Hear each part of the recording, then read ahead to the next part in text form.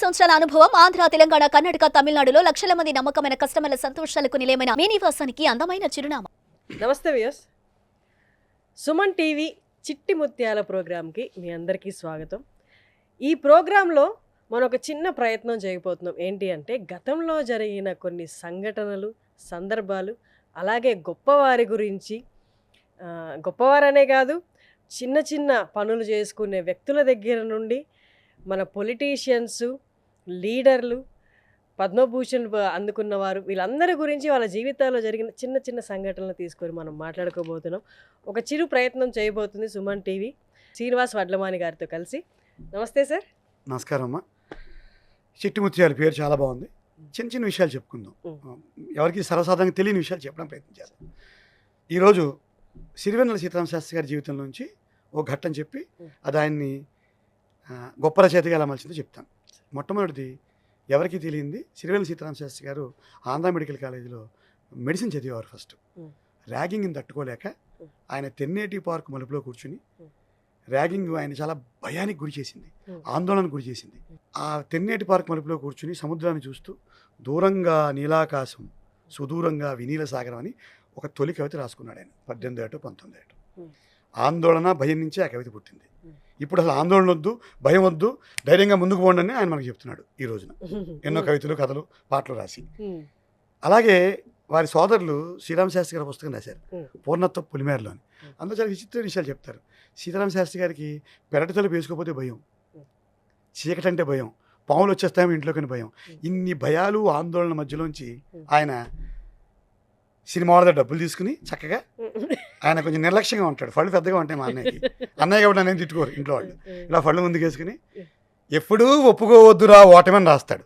కానీ మీకు ఓటం వచ్చింది, నాకు ఓటం వచ్చింది, భయంతో ఏడుస్తున్నాం మనం. ఒప్పుకోకుండా ఎలా ఉంటాం? కానీ ఒప్పుకోవద్దు అంటాడు. ఎందుకు ఒప్పుకోకూడదు అన్నయ్య అని అడుగుతాను నేను. ఎందుకు ఒప్పుకోకూడదు నాలాంటి తమ్ముళ్ళు అడుగుతారు.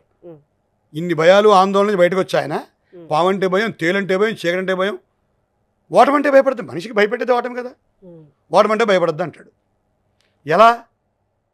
అన్నీ పోయాయి నాకు, ఎందుకు భయపడద్దు నేను, నాకు భయం అంటే ఏం చెప్పాడు తెలుసా? నెత్తురుంది, సత్తు ఉంది, దేహముంది, ప్రాణముంది, ఇంతకన్నా సైన్యముండునా, నిశావిలాసం ఎంతసేపురా, ఉషోదయాన్ని ఎవ్వరాపురా. ఎప్పుడూ ఒప్పుకోదురా వాటిని. బాగుంది, మీరు 2 లక్షలు తీసుకున్నారు, చక్కటి పాట రాశారు. నాకు భయం, మరి నేనేం చేయాలి? నాకు భయం వేసేస్తుంది. భయం అంటే నాకు చుట్టూ అంతా ఎడారిలా కనిపిస్తుంది, అంత భయంగా ఉంది నాకు. ఎడారి దారుల తడారిపోయిన ఆశకు చెమటల ధారను పోయి, నిస్సత్తువతో నిలబడనీయక ఒక్కో అడుగు ముందుకు వేయి, 100 ఏళ్ల నీ నిండు జీవితం గెండిపడదనే నమ్మకమై, శతకోటి సమస్యలను ఎదుర్కొనేందుకు బతికి ఉండగల సాహసానివై. కరెక్టే. అసలు 100 ఏళ్ళు బతికి ఉండాలంట, చచ్చిపోకూడదు, ఆత్మహత్యలు చేసుకోకూడదు. 100 ఏళ్ళు బతికుంటే అదే సాహసం. బతికి ఉండగల 100 ఏళ్ళ నీ నిండు జీవితం గండి పడదనే, నా జీవితానికి ఎటువంటి గండి పడదు, నమ్ము. ఎలా నమ్మంట అన్నయ్య? పరీక్షలు పోయాయి, పెళ్ళం పోయింది, లవ్ అఫైర్ తప్పింది, లేకపోతే నేను ఎవరో ఇష్టపడిన అమ్మాయి దావడమే కొట్టింది, మరి నన్ను ఎలా బాధపడద్దంటావు, ఎందుకు వరి అవ్వద్దంటావు నన్ను అంటే, దానికి మళ్ళీ ఏం చెప్తాడు? జీవితం బరువు అంటే బరువు, సులువు అంటే సులువు. బరువు అనుకుంటే బరువు, సులువు అనుకుంటే సులువు, బ్రతుకెలా ఉండాలో నువ్వే తేల్చుకో. ఎలా? హౌ? బరువు అంటే బరువు, సులువు అంటే సులువు ఎలా చెప్పేస్తారని మీరు? నాకు బరువుగా ఉంది జీవితం, మళ్ళీ మొదలెడతారు, మీరు పాట రాసేస్తారు, మీ ఇష్టం. కానీ అవన్నీ ఆయన నమ్మి, ఆయన ఆందోళనని, భయాల్ని అన్నీ దాటి ఒక పూర్ణత్వాన్ని స్థాయిని సాధించి చెప్పిన మాటలు. సో ఈరోజు చిన్న చిన్న విషయాలకే, చిన్న చిన్న అలకలకే, చిన్న చిన్న కష్టాలకే ఆత్మహత్యలు చేసుకున్న వాళ్ళందరికీ బరువు అంటే బరువు, సులువు అంటే సులువు. ఆందోళనని, భయాన్ని, చీకటి భయాన్ని, తేలు భయాన్ని, పాము భయాన్ని జయించి పూర్ణత్వాన్ని సాధించిన శ్రీవెన్నెల గారు చెప్పిన మాటలు. అంటే మొత్తాన్ని, కష్టాన్ని, మన కలతలన్నిటినీ ఒక లైన్లో చెప్పేస్తారు. అంటే మన కష్టాన్ని మనం కష్టం అనుకుంటే కష్టం, అంతే. సులువు అనుకుంటే సులువు. బరువు అంటే బరువు, సులువు అంటే సులువు. ఇది ఎలా? నేను చాలాసార్లు అడిగాను వారిని. నాకు ఆయన వ్యక్తిగతంగా స్నేహం కదా.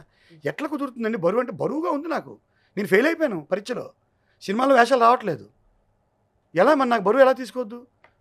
బరువు కాదు, సులువే, సులువే. వేసంకాలం బరువు, చక్కటి మామిడి పళ్ళు వస్తున్నాయిగా. శీతాకాలం చలి, దరిద్రం, ఉణుకు. కానీ ముంగిళ్ళలో ముగ్గులు పెట్టి ఆడపిల్లని చూసి ఆనందపడుతున్నావుగా. వర్షం తడిసిపోతుంది, రొంప వచ్చేస్తుంది. ఇంద్రధనుస్సు వేసవికి మామిడి పళ్ళు, వానలకు ఆహరి వీళ్ళు, చలికి ముక్కుల ముంగిళ్ళు, కష్టాలకిలా చిరునవ్వే చాలు. తీసుకునే దాన్ని బట్టి ఉంటుంది. ధన్యవాదాలు సార్. నమస్కారం అండి.